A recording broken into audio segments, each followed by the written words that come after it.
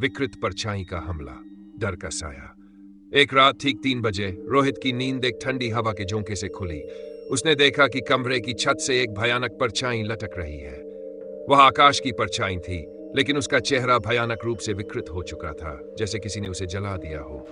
उसकी आंखों में गहरी नफरत और बदला लेने की आग जल रही थी। तूने हमें क्यों मारा रोहित? रोहित चीख पड़ा। वह बिस्तर से कूदकर भागा, लेकिन सारे दरवाजे अपने आप बंद हो गए थे। खिड़कियां भी बंद थी। वह कमरे में उस भयानक परछाई के साथ फंस गया था। परछाई धीरे धीरे उसकी तरफ बढ़ने लगी। ठंडी हवा रोहित के चेहरे पर महसूस हो रही थी, और फिर एकदम से वो परछाई गायब हो गई और सब सामान्य हो गया, और रोहित बेहोश हो गया। तांत्रिक का आगमन, एक भयानक मोड़। दूसरे दिन सुबह गांव का एक बूढ़ा रहस्यमयी तांत्रिक उसके घर आया। उसके चेहरे पर झुर्रियां थी और उसकी आंखों में एक अजीब सी चमक थी।